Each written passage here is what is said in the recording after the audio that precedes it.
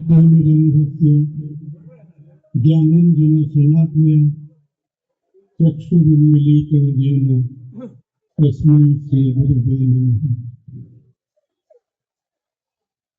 শ্রীভূমির শ্রদ্ধেয় মায়েরা, ভগিনীরা, গুরু ভ্রাতাবৃন্দ, সমবেত শ্রীভূমিবাসী সকলের জন্য আজকে পুরুষোত্তমের আশীর্বাদ প্রার্থনা করি। পবিত্র রমজান মাস চলছে, প্রত্যেকের জন্য প্রত্যেকের মঙ্গল কামনায় মালিকের মেহেরবানি আপনাদের জন্য প্রার্থনা করি। একটু আগে দেবদ্যুতি দাদা তার মনোমুগ্ধকর কৃষ্ণ প্রসঙ্গ পরিবেশন করেছেন। শ্রদ্ধেয় পণ্ডিত বলরাম মল্লিক দাদা তিনি ছড়ার গান পরিবেশন করেছেন। ছড়ার গানের বিষয়বস্তু প্রথমে ধর্ম, তারপর শিক্ষা, তারপর প্রেরিত পুরুষ এবং শেষ বার্তা। ছড়ার গানের যে পরিণামী বার্তা তিনি রেখেছেন, ঈশ্বর এক, ধর্ম এক। এই বিষয় পরম প্রেমময় ঠাকুর শ্রী শ্রী অনুকূল চন্দ্রের দিব্য জীবন, তার বাণী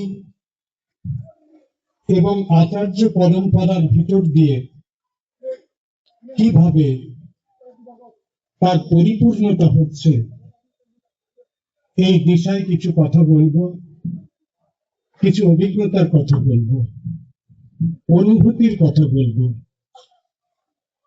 দেখুন, ঠাকুর এই বিষয়টি কেবল তাত্ত্বিক বিষয় নয়, কেবল বৌদ্ধিক ভাবে জানার বিষয় নয়, যেটাকে আমরা বলি ইন্টেলেকচুয়াল অ্যাপ্রিসিয়েশন, শুধু তাই নয়, ঠাকুর বিষয়টি শেষ পর্যন্ত অনুভব করার বিষয়, শেষ পর্যন্ত অনুভব করার বিষয় এবং ঠাকুরের তত্ত্ব, বাণী, তার মূল ভাব বুঝে নিয়ে নিজের জীবনে আচরণ করার বিষয়।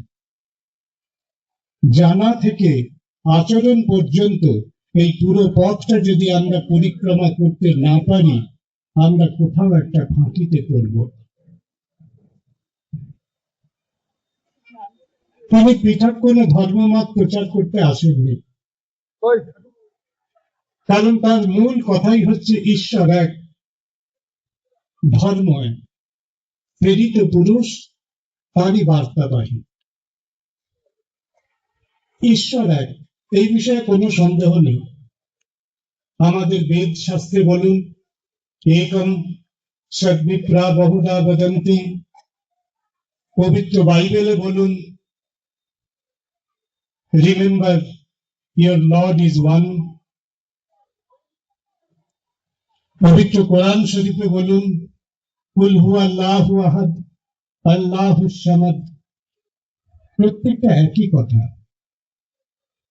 ঈশ্বর এক। সর্বধর্মান পরিত্যাজ্য মাম একম একম একম। এই কথাটাই তো তিনি স্মরণ করিয়ে দিয়েছেন আমাদের। আর এই ঈশ্বরকে কেন্দ্র করে, ঈশ্বর বিশ্বাসকে কেন্দ্র করে পৃথিবীতে অনেক রকম স্কুল অফ থট, অনেক রকম কমিউনিটি, অনেক রকম কিছু তৈরি হয়েছে, কিন্তু সবার মূল বিষয় হচ্ছে ঈশ্বরকে জানা, ঈশ্বরকে অনুভব করা। জানা তো জ্ঞানের বিষয়, নলেজের বিষয়, থিওরিটিক্যাল নলেজ, কিন্তু আচরণের মধ্যে যখন ফুটে ওঠে, তখন সেই জ্ঞান বাস্তবে পরিণত হয় এবং সেই জ্ঞান মানুষের মঙ্গলের দিকে ধাবিত হয়। ওই একটু আগে দাদা বলছিলেন না, পড়শিরা তোর নিপাত যাবে, তুই বেঁচে সুখ খাবি বুঝি, যা ছুটে যা তাদের বাঁচা, তারাই যে তোর বাঁচার পুঁজি। এটা বুঝতে গেলে, এটাকে হৃদয় দিয়ে যদি অনুভব করি, তবেই তো আমি ছুটে যাব, সেই হৃদয় ভিত্তি মানুষের প্রতি ভালোবাসা। দেখুন, ভগবান তিনি বিভু চৈতন্য, তিনি কোথায় থাকেন আমি জানি না, আমার বোধের বাইরে, আমি খুঁজতেও যাই না, কিন্তু সেই মানুষটা, সেই ব্যক্তি আমার কাছে অনেক বেশি আপন, যে ব্যক্তিকে দেখলে মনে হয় ইনি ভগবানের আশীর্বাদ পেয়েছেন, ইনার মধ্যে ভগবানের করুণা আছে, ইনি হয়তো ভগবানকে দেখেছেন। পরম প্রেমময় ঠাকুর শ্রী শ্রী অনুকূল চন্দ্র, বিরাট তত্ত্ব, বিরাট তত্ত্ব, বিরাট তত্ত্ব, ওর মধ্যে ঢুকতে চাই না, একদম চাই না, পরিমাপ করতে চাই না, কারণ সে বিদ্যা, সে বোধ, সে যুক্তি, এসব কাঠামো আমাদের কাছে নেই। কিন্তু যাকে দেখলে মনে হয় তার ভিতর দিয়ে পরম পুরুষোত্তম আজ লীলা করে চলেছেন, যাকে দেখলে মনে হয় পরম পুরুষোত্তম সত্য, তিনি হচ্ছেন আমাদের আচার্য। ওখানে গেলে আমাদের একটি বিশ্বাস জন্ম হয়, আমাদের একটি প্রত্যয় জন্ম হয়। দিল্লির রাস্তা কোথায় আছে আমি জানি না, দিল্লি কোথায় পাওয়া আমি জানি না, কিন্তু আমি এইটুকু জেনেছি যে আমি যদি শিলচর এয়ারপোর্টে পৌঁছাতে পারি, ওখান থেকে একটা দিল্লিগামী বিমান পাবো। দিল্লির রাস্তা শিলচর থেকে পাওয়া যাবে। তেমনি পরম প্রেমময় ঠাকুর অনুকূল চন্দ্র ওই তত্ত্ব, ওই বিরাট তত্ত্ব ও গোটা ঈশ্বর তত্ত্ব, গোটা পৃথিবীর সম্মিলিত মেধা দিয়ে উদ্ধার করা খুব মুশকিল। কারণ শ্রীমদ্ ভগবত গীতায় ভগবান বলছেন যে আমি নিজেকে যোগ ও মায়ার দ্বারা সমাবৃত করে রাখি, যোগ ও মায়া সমাবৃতা। কিন্তু আমার কেমন জানি না এইটুকু মনে হয় যে আমি আসলে, আমার প্রত্যয় হয় যে এই যে উপস্থিতি আমি দেখছি, এই যে প্রসন্ন হাসি, এই যে প্রসন্ন মুখ, এই যে অন্তর উদ্বেল করা একটা ভালোবাসার ঢেউ আমার হৃদয়ের মধ্যে থেমে যাচ্ছে,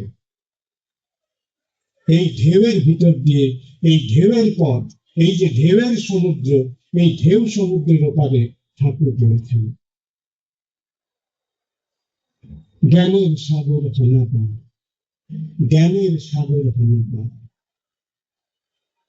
ওই জ্ঞানের সাগর পার করা খুব দুরূহ কাজ। রমজানের মাস চলছে, এক ভক্ত সাহাবা উটের ব্যবসা করে, উটের কারবার করে। তিনি মহানবী সাল্লাল্লাহু আলাইহি ওয়াসাল্লাম তার কাছে এসে বলছেন, দেখুন আপনি অনেক ইলাহার কথা, তত্ত্ব কথা বলেছেন, আমাকে শুধু দুটি বাক্য বলুন, আমি মনে রাখবো, আর ওই দুটি বাক্য আমি আমল করবো, আমার জীবনে প্রয়োগ করবো, ওই আমি জপ করবো, ওই আমার টপ জব। মহানবী নীরব থেকে একটি কথা বলেছিলেন যে জীবনের প্রথম জ্ঞান কাউকে জানে, আর জীবনের শেষ জ্ঞান তার কাছে আত্মসমর্পণ করে। সৎসঙ্গ জগতে আমরা যদি জীবনের এই বিরাট আধ্যাত্মিক জ্ঞানের যে বিপুল পরিসর, তার যদি কিছুমাত্র লাভ করতে চাই, আমার জীবনের প্রথম জ্ঞান আচার্যতা, তার শেষ জ্ঞান পরম পুরুষের কাছে ভক্তি নিবেদন করি। আত্মনিবেদন, বৈষ্ণবদের যে নববিধ ভক্তি, সেই নববিধ ভক্তি কাঠামোয় আত্মনিবেদন, সারেন্ডার আনটু লর্ড। করেছিলেন ঠাকুর, কি দিয়েছিলেন আপনাকে আমাকে? বিপুল নামের তালিকা আপনি পাবেন, তার গ্রন্থ, তার আলোচনা, তার বাণী সাহিত্য, তার ছড়া, তার গান, এরকম বিপুল তথ্য ভান্ডার আমাদের কাছে আছে। সেসব কথা আমি আপনাদের বলবো না, খুব সোজা কথা, সহজ ভাবে একটি সরল বাক্যকে আমরা যদি বুঝে নিই আমাদের জন্য সুবিধে হবে। তিনি একটি ডাক দিয়েছিলেন, একটি ডাক দিয়েছিলেন, একটি আহ্বান, একটা ডিভাইন কল। যে কল আমাকে আমার মৃত্যুর নায়তা থেকে আমাকে জীবনের দিকে টেনে নিয়ে যাবে। কি বললাম? আমার মৃত্যুময়তা থেকে আমাকে জীবনের দিকে টেনে নিয়ে যাবে। সত্যকে সে মৃত্যু অবলোকয়।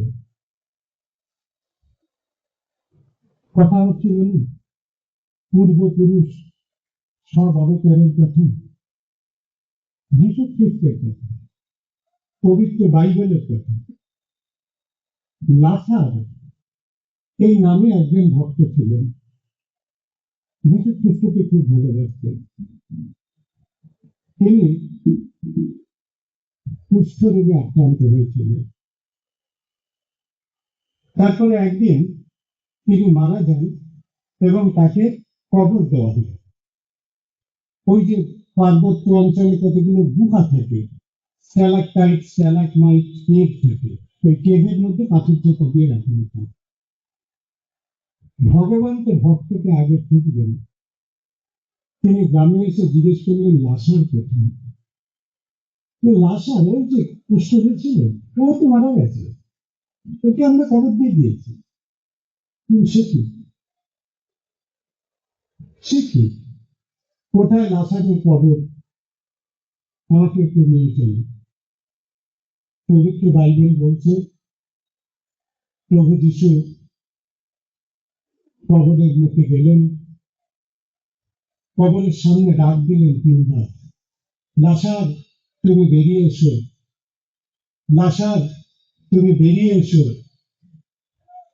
তিনবার ডাক দেওয়ার পরে একটা গুড়গুড় গুড়গুড় করে শব্দ হলো, কবরের সামনে পাথর সরে গেল, কুষ্ঠ রোগ মুক্ত হয়ে হাসতে হাসতে লাসার বেরিয়ে এল। আপনারা ভাবছেন যে এমনটা হয় নাকি? এমনটা ঘটেছে, এটা যদি আপনি বিশ্বাস নাও করেন অসুবিধা নেই, মনে করুন এটা একটা প্রতীকী গল্প। আমরা আসলে এই আমাদের প্রতি মুহূর্তের বিড়ম্বিত জীবনে মৃত্যু সংসার সাগরে, ভগবত গীতা বলছে মৃত্যু সংসার সাগরাত, এই মৃত্যু সংসার সাগরে আমরা প্রত্যেকে কবরের মধ্যে বেঁচে আছি, প্রত্যেকে কবরের মধ্যে বেঁচে আছি, মৃত্যুময়তা নিয়ে বেঁচে আছি। ইয়ং জেনারেশনের মধ্যে নানান কারণে নানান মানুষের মধ্যে যখন শুনি বলে আর ভালো লাগছে না, এই জীবন রেখে কি করব, এই জীবন নিয়ে কি করব। জীবন সে একটা মৃত্যু চেতনা, জীবন থেকে মৃত্যুকে সে বেশি করে ভুগছে। এই যে প্রতি মুহূর্তের মৃত্যুময়তা, কবিরা লিখেছেন দুবেলা মরার আগে মরবো না ভাই, মরবো না। আরে মরবো তো একবারই, জাতস্য হি ধ্রুব মৃত্যু। হ্যাঁ, গীতা বলছে যে জন্মেছে সে মরবে, সে মৃত্যু তো অবধারিত। কোরআন বলছে কুল্লু নাফসিন যায়কাতুল মউত, প্রত্যেকটি শরীর, প্রত্যেকটি নফস সে মৃত্যুর স্বাদ গ্রহণ করবে। সে মৃত্যু তো আমার একবারই হবে, কিন্তু আমরা দুবেলার মৃত্যুময়তা নিয়ে বেঁচে আছি। এই যে মৃত্যু, সনাতন শাস্ত্র বলছে মৃত্যুর নাম মৃতম গময়। এইখান থেকে ঠাকুর ডাক দিলেন, ঠাকুর আহ্বান করলেন, একটা ডিভাইন কল, যে তুমি বেরিয়ে এসো, তুমি বেরিয়ে এসো, তুমি বেরিয়ে এসো, তোমার মৃত্যুময়তা থেকে বেরিয়ে এসো। শাস্ত্রকে ধরো না, আশা করিও না, হতাশ হও না।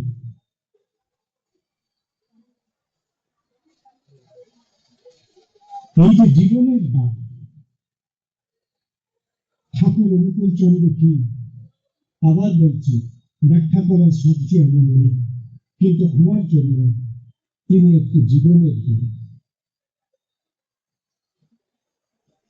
আমার জীবনীও তাকে তিনি মৃত্যুর হাত থেকে, মৃত্যু চিন্তার হাত থেকে উদ্ধার করেছেন। এষা মহান সমুদ্রতা মৃত্যু সংসার সাগর, গীতার কথা। আমি প্রতি মুহূর্তে যে মৃত্যু ভাবনা নিয়ে বেঁচে আছি, জীবন সম্পর্কে বিতৃষ্ণ, জীবন সম্পর্কে আমার কোনো সন্তোষ নেই, কোনো ব্যাপারে আমার সেই রকম ভাবে উৎসাহ নেই, এই যে মৃত্যু, এখান থেকে তিনি ডাকলেন। সেই ডাক তিনি লাসারকে দিয়েছিলেন, সেই ডাক আপনার জন্য, আমার জন্য আবার তিনি ডাকলেন। আমার তোরা বিশ্বাস কর, তুই অমৃতের পুত্র, অমৃতস্য পুত্রা, তোর সব পাপের ভার আমার মাথায় চাপিয়ে দিই। অহং ত্বাং সর্বপাপেভ্য মোক্ষয়িষ্যামি মা শুচি। তিনি তো তিনি। ভগবত গীতায় তিনি যেখানে শেষ করলেন, পাবনায় তিনি তার বাকি অংশটুকু বললেন,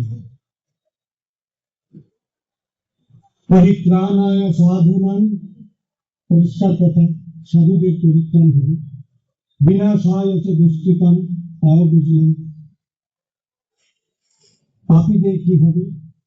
পাপীদের কি হবে? সাধুরা পরিত্রাণ পেলে, আমি যদি পাপী হই আমার কি হবে? ঠাকুর বললেন পাপীদের পরিত্রাণ হবে। পূর্ব পূরণকারী তিনি যেটুকু কথা বলেছিলেন, যুগের প্রয়োজনে আবার বাকি কথাটুকু বললেন। পরিত্রাণায় সাধুনাং থেকে পাপীদেরও পরিত্রাণ হবে। এই যে সাধু এবং পাপীর যে দায়িত্বকর্ম আমরা ঠাকুরের দায়িত্ব থাকলাম, তার মধ্যে সবটাই একটা আধ্যাত্মিক চলমানতা আছে, একটা স্পিরিচুয়াল কন্টিনিউটি আছে। প্রত্যেকের পরিত্রাণ পাবে। ঠাকুর রামকৃষ্ণ বলেছিলেন না, প্রত্যেকে পরিত্রাণ পাবে, প্রত্যেকে ঈশ্বরকে পাবে। সব ধর্মের ভিতর দিয়ে তিনি সত্য, যিশু সত্য, প্রফেট সত্য, শ্রী রাম অবতার সত্য, শ্রী রামকৃষ্ণ সত্য, চৈতন্য মহাপ্রভু সত্য, এবং সবাইকে পরিপূর্ণ করে যিনি নতুন করে অবতীর্ণ হয়েছিলেন তাঁর জন্য পরম প্রেম। জগন্নাথ সংস্কৃতি নিয়ে আমি একটু কাজ করার চেষ্টা করি। আমার একটা কথা এখানে একটু মনে হলো, স্কন্দ পুরাণ বলছে যে পুরুষোত্তম ক্ষেত্রে ভগবান নিজেকে প্রকাশ করেছিলেন দারু রূপে। পুরী সম্পর্কে আমরা শ্রীক্ষেত্র কথাকে বলি না, তাহলে শ্রীক্ষেত্রে পুরুষোত্তমের প্রতীক, আর সেই ভূমিতে আজকে পরম পুরুষোত্তমের প্রকাশ ঘটেছে। মদ্ভক্তায়ত্ত গায়ন্তি তত্ত্বতিষ্ঠানি মারুতি। এই যে পণ্ডিত বলরামদা গান গাইলেন, এই যে দেবজ্যোতি দাদা বললেন, এই যে আপনারা প্রত্যেকে সমবেত হয়েছেন, এই মুহূর্তে আমরা প্রত্যেকে এক আত্মা, এক আত্মা, এক আত্মা।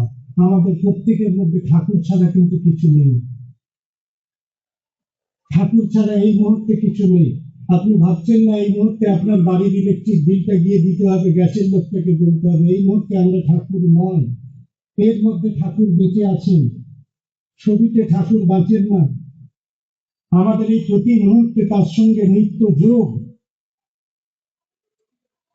নিত্য যুক্তা উপাসতে, এই যে নিত্য যোগের ভিতর দিয়ে ঠাকুরকে আমরা বাঁচিয়ে রাখবো। এইটাই তো চাইছেন আচার্যদেব, এইটাই তো চাইছেন আচার্যদেব। কেন? সমাজের জন্য, কেন? মানুষের জন্য। আচ্ছা, ভগবান তো যে কোনো রূপে আসতে পারতেন, এসেছেন তো, মৎস্য রূপে এসেছেন, পূর্ণ রূপে এসেছেন, বরাহ রূপে এসেছেন, শেষ পর্যন্ত তিনি মানুষ রূপে এলেন।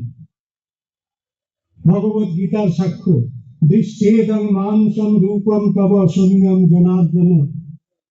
হে অর্জুন, তুমি বলছো আমার বিশ্বরূপ দর্শন করবে, দেখো।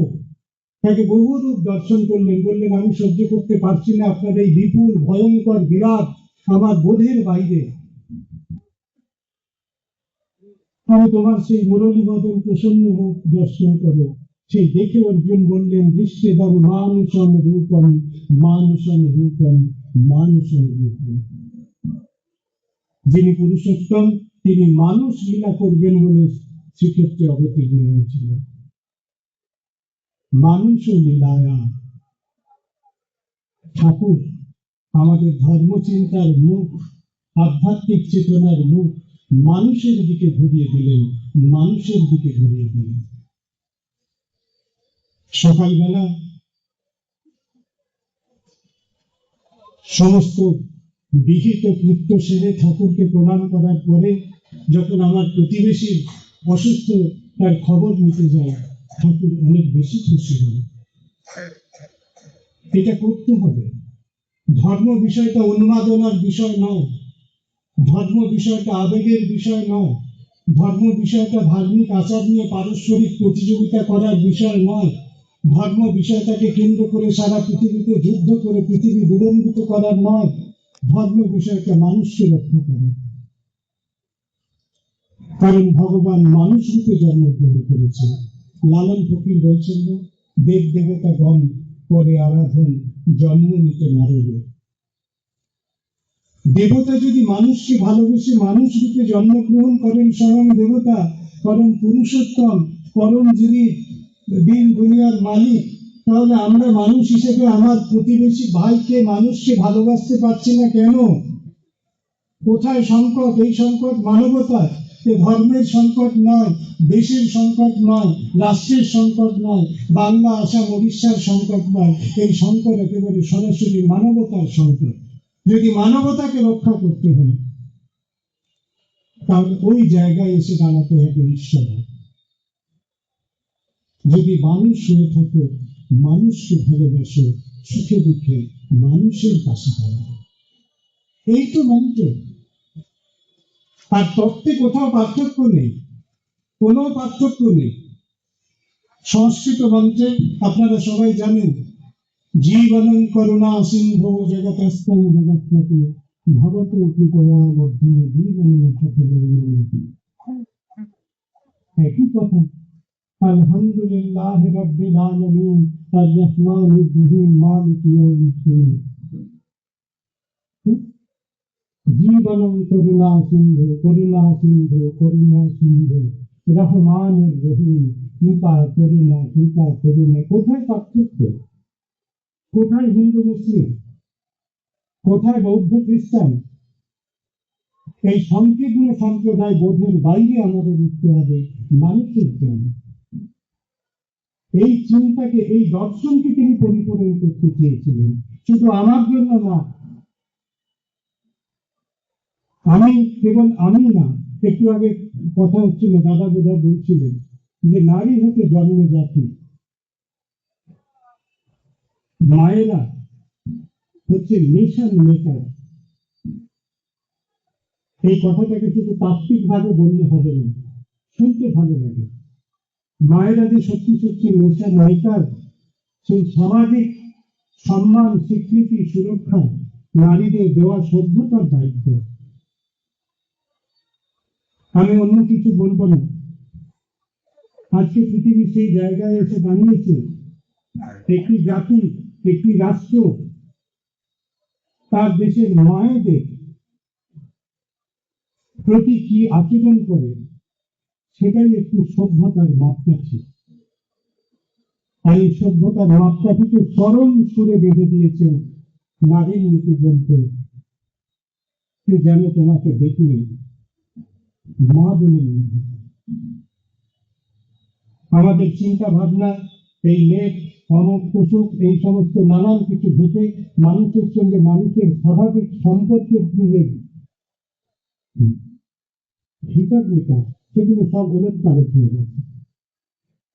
আমরা চরম ভোগবাদে আক্রান্ত। এই পথে গেলে হবে না, নিজেকে সংযত জীবন যাপন করতে হবে, এই কথা ঠাকুর বলছেন।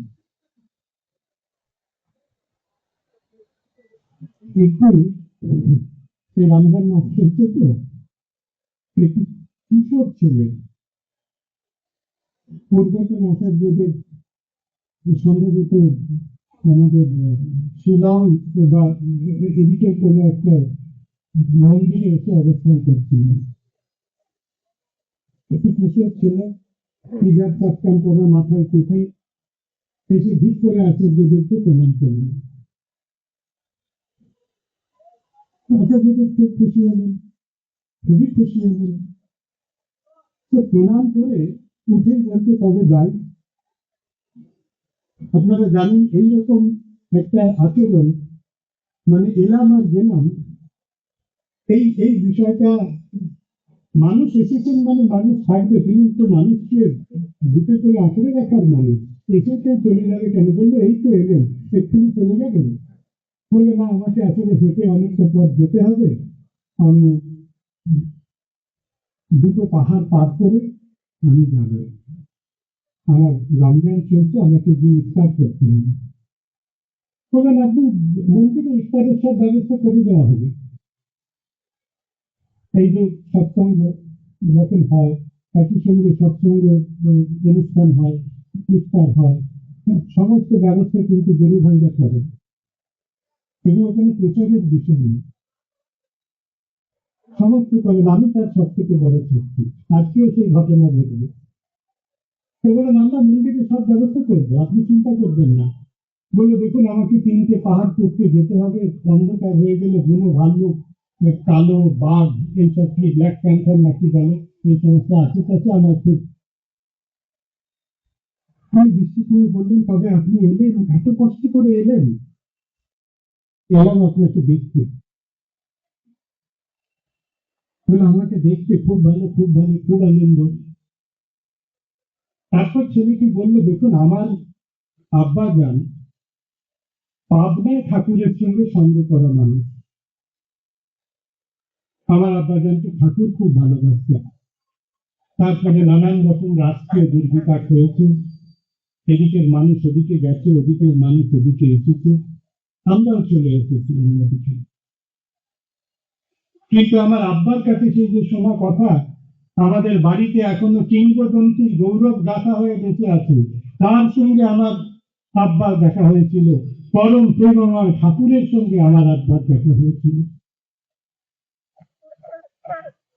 তার বাড়িতে একটা বিরাট গৌরবের বিষয়।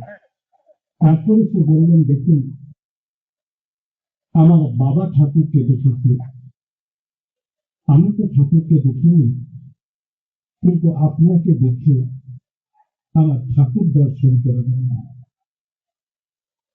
এই জন্য আমি ছুটে এসেছি আপনাকে দেখতে। ঠাকুর কোথায় আমি জানি না, ওই যে বলছিলাম আচার্যদেবের ভিতর দিয়ে ঠাকুর। যখন আমরা সূর্যকে দেখি, আমরা সূর্যের দিকে তাকাই না, দর্পণে দেখি, দর্পণে দেখি। এই যে বুকের মধ্যে যে আয়নাটা আছে, হ্যাঁ, এই আয়নাটাকে কল্ব, সুফি শব্দে বলে কল্ব, it's a kind of mirror. সেই আয়নাটাকে পরিষ্কার করতে হয়, সেখানে দেখা যায়। চৈতন্যদেব বলছেন, যে তো দর্পণ মাধ্যম, নিজের চেতনার দর্পণকে মাধ্যম করে পরিষ্কার করো, ধুলো পড়েছে, ময়লা পড়েছে, পরিষ্কার করো, তুমি দেখতে পাবে। আমি প্রতিদিন বিগ্রহে ঠাকুরকে দেখি, ছবিতে ঠাকুরকে দেখি, দেওঘরে গেলে যাকে দেখি, তাকে দেখলে ঠাকুরকে দেখা যায়। কিন্তু আমি যদি এই জায়গার দর্শনে ঠাকুরকে দেখতে না পারি, যদি না পেয়ে থাকি, আমার সাধনার অনেকটাই থাকি। এইখানে ঠাকুরকে দেখতে হবে, হৃদয় চিকিৎসতি অর্জন, হৃদয় চিকিৎসতি অর্জন, হৃদয় দেখতে হবে। দীক্ষা হয়েছিল আমার 92 সালে, 1992। আমি শ্রদ্ধা জানাই আমার ঋত্বিক ডক্টর সুভাষ বন্দ্যোপাধ্যায়কে, তিনি শরীরে নেই, তিনি আমাকে সৎসঙ্গের মঞ্চে জন্ম দিয়েছিলেন। প্রথম দেওঘরে যাওয়ার সময় গিয়েছিলেন যখন আপনারা জানবেন দুর্গাশঙ্কর মুখার্জি ছিলেন। আর পুরোনো দিনে যারা মানুষ আছেন তারা জানবেন যে দেবাশিসদা বলে একজন সুভাষবাবুর একটু ঘোরাফেরা করতেন। আচার্যদের বসে আছেন, পূর্বতন আচার্যদের বললেন মকবুল এসছে। সেই প্রথম দর্শন, সেই যে মুখের হাসি, সেটা আগে আমি বলব না, সেটা আগে আমি বলব না। সেই রবীন্দ্রনাথের ভাষায় বৃষ্টি হতে শান্তি ঘরে পড়েছে অঘোর করে করুণার সুধা হাসতে দেখি। আমার দিকে তাকিয়ে বললেন, মকবুল ভাই, নামাজ রোজাটা করা লাগে, তা না হলে খাঁটি মুসলমান বলে মনে হয়। সেই রাত্রে আমার ঘুম হয়নি, সেই রাত্রে আমি ঘুমোতে পারিনি। কি শুনলাম দেওঘরে এসে, কি শুনলাম। আমি বাড়িতে তর্ক করেছি নামাজ নিয়ে, রোজা নিয়ে, এই সমস্ত ব্যাগদিকের ব্যাপার স্যাপার যা হয়, কত তর্ক করেছি। খুব অ্যারোগেন্ট, খুব অ্যাডামি, খুব বিচ্ছিন্ন ভাবে মানুষের সঙ্গে রিয়াক্ট করেছি। কিন্তু একই শুনুন, নামাজ রোজাটা করা যাবে, খাঁটি মুসলমান, খাঁটি, খাঁটি কথাটা জোরে, খাঁটি কথাটার উপরে বেশি গুরুত্ব। আমি সুফি পরিবারে জন্মেছি, জন্মালেই বাই বাদ কেউ একজন তার ধর্মের মধ্যে হবে, তার মধ্যে কোনো গৌরব নেই। গৌরব হচ্ছে খাঁটি হওয়া, পিওর, পিওর, সুফি বলছে পিওর। পরে আমি ঠাকুরের দর্শন করে দেখলাম, ঠাকুরের যখন বইপত্র পড়লাম, সত্যানুসরণ করলাম, পুণ্যপুঁথি করলাম, শাস্তি করলাম, এই সমস্ত পরের পর গ্রন্থগুলো পড়লাম, ঠাকুরের ছড়াই দেখলাম, পূর্বপুরুষ চেতন ধারা ধর্মে যদি ছাড়তে হয়, জোর গলাতে বলছি আমি, সুখী মেথড থাকবে না। তোমাকে পূর্বপুরুষের চেতনার ধারা ত্যাগ করতে হবে না। আমি কিন্তু ইসলাম ত্যাগ করে এই মঞ্চে আসিনি, আমি আমার পূর্বপুরুষের চেতনা নিয়ে এসেছি, আমাকে ত্যাগ করতে হয়নি। কেউ আমাকে বলেনি তুমি এবার এসেছো, এবার তুমি সমস্ত এসব ছেলে খোল কপ্তান ধরো, কেউ বলেনি। দাদা গান লিখেছিলেন, খোদারে ভাই মিলেই মিলে তার সঙ্গে প্রেম করিলে, আদর্শকে প্রেমের সাথে নামাজ রোজা করিলে। পালন করতে হবে, পালন করতে হবে। লাঠি সোটা নিয়ে ভগবানকে পাহারা দেওয়ার কাজ ধর্মের কাজ নয়। কে আমাকে শেখাবে কোনটা ধর্ম, কোনটা অধর্ম, কোনটা করণীয়, কোনটা না করণীয়? আমরা তো বিভ্রান্ত। একজন দেখিয়ে দেওয়ার লোক চাই, বিপাক পথে হাত ধরে চলার কায়দা দেখিয়ে দেওয়ার একজন লোক মানুষ চাই, একজন গুরু চাই, একজন পরামর্শদাতা চাই, একজন সুহৃদ চাই। সেই সুহৃদের নাম, সেই সুহৃদের প্রাণ কেন্দ্র হচ্ছে এই প্রতিষ্ঠান সৎসঙ্গ। ওই যে দেখবেন গীতায় লেখা আছে না, মহাভারতের যুদ্ধ হচ্ছে, তো গীতা বলছে কি যে সেটা একটা সমুদ্র, যুদ্ধের নদী, যুদ্ধের নদী। সেখানে অশ্বত্থামা বিকর্ণ রয়েছে, সেখানে নানান রকম দুর্যোধনের মতো আবর্ত রয়েছে। তার মাঝখানে পথ দেখিয়ে ঠিক পাণ্ডবদের পার করেছিলেন কৃষ্ণ, ভগবান শ্রীকৃষ্ণ। অশ্বত্থামা বিকর্ণ ঘোর মকরা দুর্যোধনাবর্তিনী স্বতীর্ণা খলু পাণ্ডবৈরণ নদী কৈবর্তকে কেশব। ধর্ম আপনাকে আমাকে কে পার করবে? বিপাক পথে হাত ধরে চলার কায়দা কে জানিয়ে দেবে? আমাদের প্রত্যেকটি সমস্যা, মেন্টাল ক্রাইসিস আমরা গিয়ে দেওঘরে নিবেদন করি, একটা সমাধান আমরা পাই। এই ঠাকুর। ভাববেন না সৎসঙ্গ একটা ছোট গোষ্ঠীর প্রতিষ্ঠান, যারা আমরা এই অর্ডারের মানুষ, তারা তো নিজেদের প্রতিষ্ঠান বলে ভাববই, কিন্তু দূর থেকে যারা ভাবছেন তাদের জন্য আমি একটু বিনীতভাবে বলবো যে এটাকে ওইভাবে একটা কোনো সংকীর্ণ প্রতিষ্ঠান ভাববেন না। সৎসঙ্গ আপনার প্রতিষ্ঠান,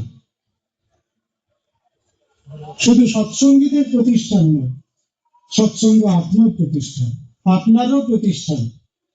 আপনি বাড়িতে বিলম্বিত, আপনার কাঁদবার জায়গা নেই, আপনি আসুন। আপনি এসে আপনাকে কিচ্ছু করতে হবে না, আপনি আপনার দুঃখ ঠাকুরের কাছে জানান। আপনার জীবন থেকে হাসি নেই, আপনি আসুন। আপনি এসে সকলের সঙ্গে সমবেত হয়ে একদিনের আনন্দ হয়ে হাসতে হাসতে বাড়ি যান। এইটা আমরা চাই, প্রত্যেকের প্রতিষ্ঠান। কিছু কিছু বিষয়ের না কোনো কমিউনিটি দিয়ে বাঁধা যায় না, কোনো কমিউনিটি দিয়ে বাঁধা যায় না। একজন ডাক্তার, তিনি কখনো আমার ডাক্তার ওর ডাক্তার বলে কিছু নেই। একজন আমেরিকার ডাক্তার ও দাঁতের চিকিৎসা হলে যে চিকিৎসা দেবে, সে সারা পৃথিবীর যে কোনো মানুষের জন্য একই চিকিৎসা দেওয়ার অধিকারী। আপনি তার চিকিৎসা নেবেন কি না নেবেন সেটা অন্য কথা, কিন্তু তিনি অধিকারী। একজন আচার্য, পুরীর শঙ্করাচার্য আমার হাতে জগন্নাথ গবেষণার পুরস্কার তুলে দিয়েছিলেন। আমাকে অনেকে বলেছিল যে তুমি শঙ্করাচার্যের কাছ থেকে পুরস্কার নেবে কেন? বললাম কেন নয়, শঙ্করাচার্য ভারতবর্ষের একটি সম্মান, আমাদের আধ্যাত্মিক ভারতবর্ষের যে আধ্যাত্মিক কাঠামো তার একটি সম্মান। তিনি সকলের শঙ্করাচার্য, আপনি মানুন বা নাই মানুন। আপনি যখন একটা স্কুল কলেজের এমপ্লয়ি, তখন আপনার প্রিন্সিপাল হয়তো আমার প্রিন্সিপাল নয়, কিন্তু আপনার শিক্ষক আমারও শিক্ষক হওয়ার অধিকারী। বর্তমানে যিনি আচার্য রয়েছেন, তিনি গোটা বিশ্বের, গোটা ভারতবর্ষের তো বটেই, গোটা বিশ্বের মানুষের মানবতা এবং বেদনার তিনি প্রশমনকারী। আমরা তাকে মানি বা না মানি।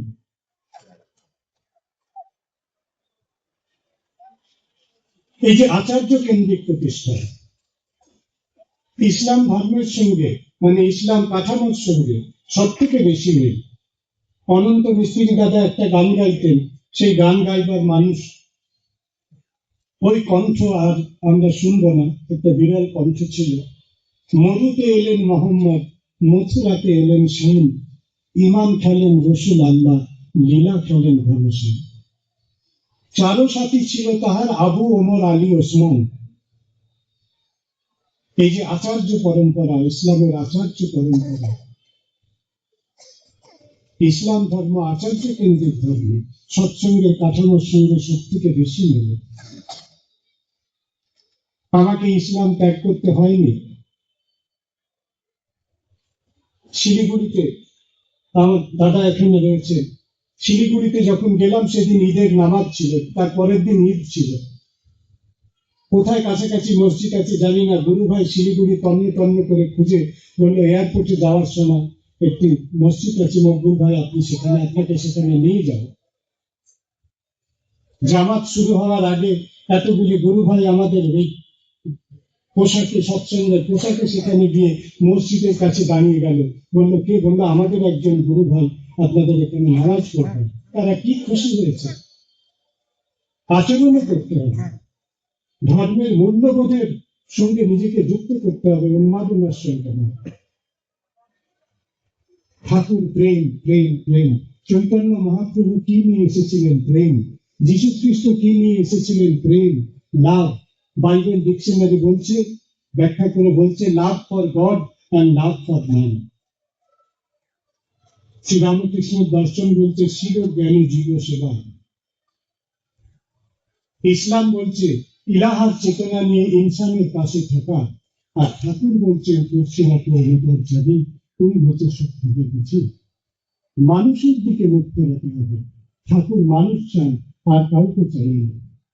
আমরা কে কতটা ভক্ত হয়ে উঠবো, কে কতটা তাত্ত্বিক হয়ে উঠবো সেটা জানি না, কিন্তু আমরা যদি স্মরণ মনে ঠাকুরের মানুষ হই, তাহলে আজও দেখবেন তার দিব্য চক্ষু আপনার জন্য হেসে উঠবে। এই ভারতবর্ষ, এইটা বলে আমি শেষ করব, এই ভারতবর্ষ,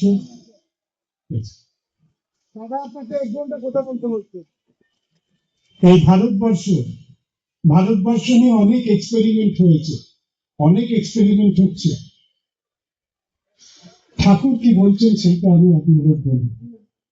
আপনারা গান শুনেছেন, আর যে ভারতবর্ষ আমার, জ্ঞান ও গরিমা কারো গুরু।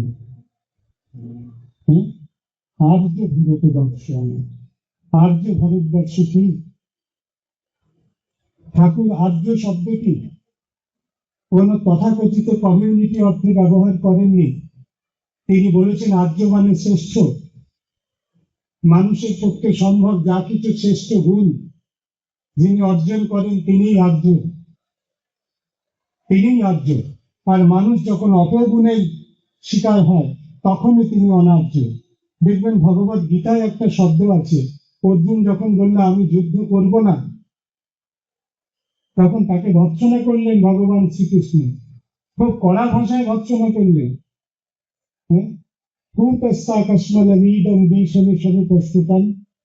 কোথায় থেকে তোমার মধ্যে এইসব ভীষণ দৃষ্টি উপস্থিত হলো? অনার্য দুষ্কর্ম অসর্গম কীর্তি পরম অর্জুন, যা অনার্যকে শোভা পায় এরকম জিনিস তোমার মধ্যে তো দেখতে পাচ্ছি কেন? এবং মাসমগম কার্য, একদম তীব্রতার পথে যেও না, এই তত্ত্ব এই উপপদ্ধতি তোমাকে এটা শোভা পায় না। ক্ষুদ্রম হৃদয় দৌর্বল্যম, একটু পৃষ্ঠ করে দিতে, জীবনের ক্ষুদ্রতাকে ত্যাগ করে তুমি উৎকৃষ্ট হও। এই উৎকৃষ্ট হওয়ার মন্ত্র হচ্ছে, কিসের মাধ্যমে উৎকৃষ্ট হবে, কিসের ভিতর দিয়ে ঠাকুরের সঙ্গে আমার যোগ হবে?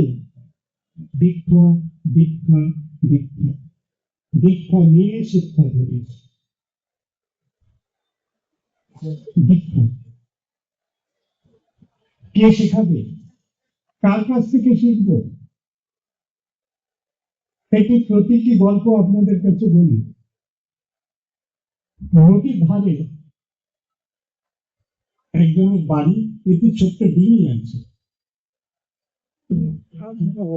প্রত্যেক দিন ঝড়ের সময় সে ডিঙিটাকে বেঁধে রাখে, আর দেখে ঝড়ে ডিঙিটা উল্টে পাল্টে দোলা টোলা খেয়ে কোনোভাবে ডিঙিটা জলে ডুবে গেছে। খুব অগভীর নদী, কিন্তু জলে ডোবা ডিঙি টেনে টেনে তোলাটাও একটা কাজ। কিন্তু এই একই সমস্যা, একই কোনো সমাধান নেই। একজন তাকে বললো, দেখ তুই একটা কাজ করবি, তুই ডিঙিটাকে একটা গাছে বাঁধবি। বললো, হ্যাঁ, এই পরামর্শটা তো আমাকে কেউ কখনো দেয়নি। ঝড় এসেছে, বৃষ্টি এসেছে, সে পাল্টাটার টুপিটা মাথায় দিয়ে দিয়ে গাছের মধ্যে বেঁধেছে, বাড়িতে এসে নিশ্চিন্তে ঘুমিয়েছে, এবার আমার ডিঙি ঠিক থাকবে। পরের দিন সকালে গিয়ে দেখে ডিঙি জলে ডুবে গেছে। এবার যিনি তাকে পরামর্শ দিয়েছিলেন তাকে একদিন রাস্তায় পেলেন, যে আপনি যে আমাকে বললেন তাতে তো ফল কিছুই হলো না, ফল কিছুই হলো না। সিদ্ধ নয়, মন্ত্র দেয়, মরে মারে করেই হয়। মানুষকে পরামর্শ দিয়ে দেওয়া খুব সহজ, কিন্তু কার পরামর্শ আমার জন্য ইফেক্টিভ? বললো, আচ্ছা তোকে যে আমি বললাম গাছে বাঁধতে, তুই গাছে বেঁধেছিলি? বললো, হ্যাঁ, গাছে বেঁধেছিলেন। বললো, কি গাছে বেঁধেছিলি? বললো, ওখানে তো নদীর ধারে কোনো বড় গাছ ছিল না, আমি ধান গাছে বেঁধেছিলাম।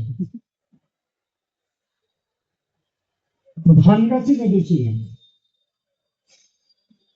যদি সিদ্ধ নয় মন্ত্র দেয়, কে আপনাকে মন্ত্র দেবে?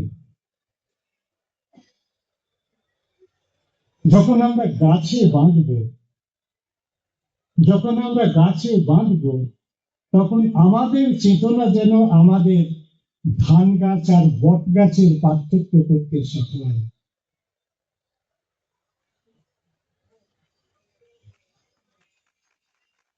আমরা নিজেদের ভুলে যদি ধান গাছে বাঁধি, কেউ দায়ী নেই।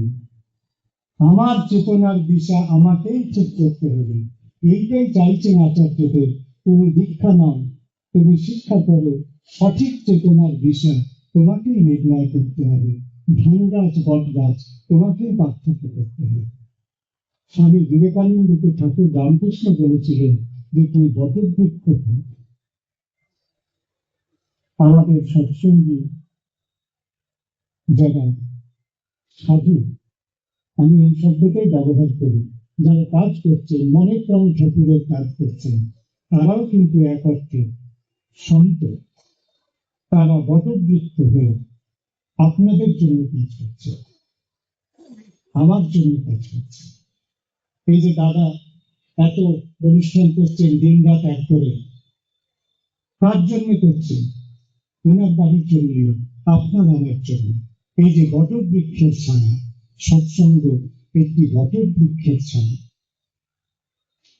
আর এই বটবৃক্ষের ছায়া কেটে গেলে প্রতিকার্য বলি আমাদের চৈতন্যে একটু বোধিবৃক্ষের ছায়াও দরকার। আমার চেতনা যদি না জাগে, আমার বোধ যদি না জাগে, আচরণী বোধ চয়নী, বোধ কথাটা আন্ডারলাইন করে বোধিবৃক্ষের সঙ্গে কোঅর্ডিনেট করি। এই বোধ যদি না জাগে, তাহলে আমি পশ্চিম মেদিনীপুর দীক্ষার পরে গিয়েছি আমার এশিয়াটিক সোসাইটির কাজে গবেষণা করতে। একটি বাড়িতে 28 দিন ছিলাম। 28 দিন থেকে সে মা খুব স্নেহ করে আমাকে, আমার খাওয়া থাকা, মা মা মানে নয়। 28 দিন পরে যখন আমি চলে আসছি, তখন গ্রামে নানান রকম, একদম প্রত্যন্ত গ্রাম, হাতিবাড়ি, আপনারা জানেন উড়িষ্যা বর্ডার, সুবর্ণরেখার নদীর ধারে। তা আমি যখন ফিরে এলাম, ফিরে আসছি, গ্রামে নানান রকম কিছু সব কথাবার্তা হয়েছে, যেন যেরকম হয় আর কি।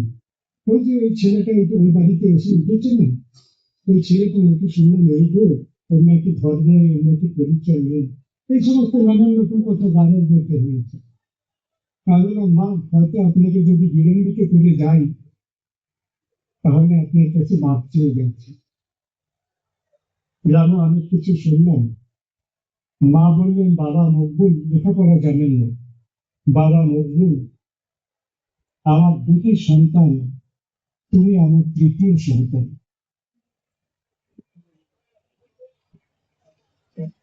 সারা পৃথিবীর ইউনিটি সম্পর্কিত তত্ত্ব ভাবনা, ইন্টিগ্রেশন সম্পর্কিত তত্ত্ব ভাবনা যে শব্দ উচ্চারণ করতে পারেনি, সেই শব্দ উচ্চারণ করেছিলেন ঠাকুরের ঘরে ভাবিত একজন জননী। তিনি নেই। আমি আজকে আর স্মৃতির প্রতি নত হয়ে সম্মান জানাই। সেদিন আবার আমি একটা ভিতর থেকে ধাক্কা পেয়েছিলাম, কোথায় থেকে আপনি এই প্রজ্ঞা পেলেন, এই উচ্চতা কোথায় থেকে পেলেন? আমরা তো সেই পরিসরে বাস করি, যেই পরিসরে মনে হয় এখানে এই আছে, এখানে অমুক যেতে পারবে না, এখানে অমুকটা আছে, এখানে তমুক আসতে পারবে না। এরকম একটা কাঁটাতারের বিভাজনের মধ্যে, অদৃশ্য বিভাজনের মধ্যে বাস করি। কিন্তু এই প্রজ্ঞা আমি কোথাও থেকে পেলাম? বললাম, বাবা আমি তো কিছু জানি না, লেখাপড়া জানি না, আমি শুধু জানি ঠাকুরকে। তিনি বলেছেন মানুষের মধ্যে কোনো ভেদ নেই। এই পাঠ আমি বই করে পাইনি, একজন সৎসঙ্গী মায়ের কাছ থেকে পেয়েছি। বাড়ির শিক্ষা মহলের শিক্ষা তৈরি হয়নি। এখন যে এডুকেশন পলিসি, তার এইম অ্যান্ড অবজেক্টিভ অনেক বড়, কিন্তু তার প্র্যাকটিকেবিলিটি, তার ভায়াবিলিটি নিয়ে নানান প্রশ্ন আছে। যারা শিক্ষা জগতের মানুষ তারা জানেন। এটা আপনারা ভাববেন না, আপনি সৎসঙ্গী হন বা না হন, আপনি যে ধর্মের মানুষ হন, যে অর্ডারের মানুষ হন, আপনার ছেলের শিক্ষা যদি আপনার পরিবার থেকে কিছু বুনিয়াদী শিক্ষা দিতে না পারেন, সে ছেলে ওলটপালট হয়ে যাবে। আপনি যাকে পাঠাচ্ছেন হায়ার এডুকেশনের জন্য হস্টেলে থাকার পরে 1 বছর পরে সেই ছেলে এমন অপগুণ নিয়ে ফিরে এলো যা আপনি আমি কল্পনা করতে পারিনি। এই তো ঘটছে রাস্তায়। সুতরাং সন্তানের সুরক্ষা, সন্তানকে তৈরি করবেন জাতির জন্য, রাষ্ট্রের জন্য। মা হচ্ছেন নারী হতে জন্মে জাতি, কোন ভারতবর্ষ, আর্য ভারতবর্ষ। একটা আমাদের ঠাকুরের ভাবনা, ইষ্ট ভাবনা থেকে যে রাষ্ট্রীয় ভাবনা, রাষ্ট্রীয়তা, এর মধ্যে কোনো বিভাজন নেই। ঠাকুর সাবধান করে বলেছেন, বাংলার জন্য বাংলা দায়ী, বিহার ব্যস্ত বিহার নিয়ে, উড়িষ্যা ব্যস্ত উড়িষ্যা শুধু, আসবে শুধু কি পথ দিয়ে। এই বিভাজনের ভিতর দিয়ে হবে না, একাত্মতা ছিল। এক আদর্শে চলে যারা, এক আদর্শে চলে যারা, তাদের নিয়েই শোনা চলে। আজকের এই যে সৎসঙ্গের এই যে অনুষ্ঠান চলছে, এক আদর্শে চলছে। কেউ নিজের কোনো বুদ্ধি খাটায়নি, এক আদর্শে চলে যাবে। এই একই কাছে নীতি হতে হবে, এটাই শেখায়। দীক্ষা আপনাকে এই জীবন দৃষ্টি দেবে। যদি মনে হয় যে এই জীবন দৃষ্টি জীবনে দরকার, এই জীবন দৃষ্টি সন্তানের জন্য দরকার, মা বাবারা তারা ভাববেন বাড়ির শিক্ষা দেওয়ার দায়িত্ব আপনার আমার প্রত্যেকের। আর সেই জন্য আমাদের বড়দের আচরণ করতে হবে। আচরণ বোধ প্রয়োগে জ্ঞানের সাগর বন্ধু, আমাদের আচরণশীল হতে হবে। কি বলবো, ইসলাম ধর্মে, ইসলাম দর্শনে পুনর্জীবনের কোনো কথা নেই। আরেকবার একটা জাগানোর কথা আছে, শেষবারের মতো একবার জাগবে, সেরকম একটা ধারণা আছে। কিন্তু রিবার্থ বলতে যা বোঝায়, বারবার মানুষ জন্মাবে, এইটা নেই। তবে আমি তো ভারতীয়, ইসলাম যেমন আমার ধর্মীয় পরিচয়, তেমনি ভারতীয়ত্ব আমার সাংস্কৃতিক পরিচয়। আমার ভারতবর্ষের দর্শনে রিবার্থ আছে।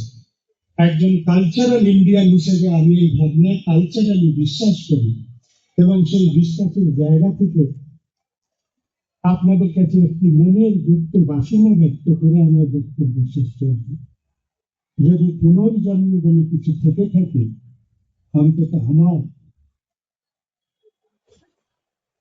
আমি যেন আবার ইসলামের ঘরেই জন্মগ্রহণ করি, এবং আমি যেন আবার এভাবে এসে পরম প্রেমময় তার পবিত্র তীর্থক্ষেত্রে আবার মিলিত হতে পারি। অন্তত সুখী তত্ত্ব এবং পুরুষোত্তম তত্ত্ব দুটিকে মিলিত করে একত্রিত করে আমার যা মনে হয়েছে, এই তথাকথিত হিন্দু মুসলিম ঐক্য, হিন্দু মুসলিম সম্প্রীতি, এটা আমাদের দর্শন নয়, সৎসঙ্গের দর্শন নয়। সৎসঙ্গের মূল দর্শনটা যেন আমরা ভুলে না যাই। সদ্দীক্ষা তুই একটুখানি নেই, ইষ্টেতে রাখ সম্প্রতি। আসুন আমরা প্রত্যেকে তথাকথিত বস্তা পচা ইমোশনের মধ্যে না ঢুকে, আমরা হিন্দু মুসলিম সম্প্রীতির প্রথাগত রেকর্ড না বাজিয়ে আমরা একটু ইষ্টের সঙ্গে সম্প্রীতি করি। আমার সঙ্গে যেন আমার ইলাহার সম্প্রীতি থাকে। আমি যদি জীব হই, আমার সঙ্গে যেন ব্রহ্মের সম্প্রীতি থাকে। আমি যদি আত্মা হই, আমার সঙ্গে যেন আমার পরমাত্মার সম্প্রীতি থাকে।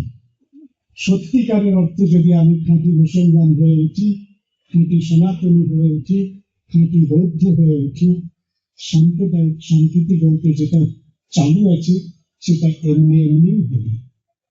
সেটার জন্য প্রযত্ন করতে হবে না। যারা প্রোডাকশন জগতের মানুষ, তারা দুটো শব্দ জানেন, একটা হচ্ছে প্রোডাক্ট, একটা হচ্ছে বাই প্রোডাক্ট। হিন্দু মুসলিম সম্প্রীতির কথা অন্তত ঠাকুরের দীক্ষিত মানুষের জন্য প্রোডাক্ট নয়।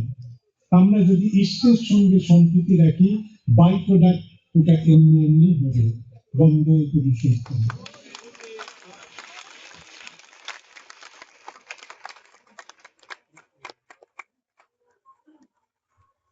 জয় গুরু। সবাই খুব ভালো থাকবেন। সর্বে ভবন্তু সুখিনা, সর্বে সন্তু নিরাময়া, সর্বে ভদ্রাণি পশ্যন্তু, মা কশ্চিৎ দুঃখভাগ্ ভবেৎ। আসসালামু আলাইকুম ওয়া রাহমাতুল্লাহি ওয়া বারাকাতুহু।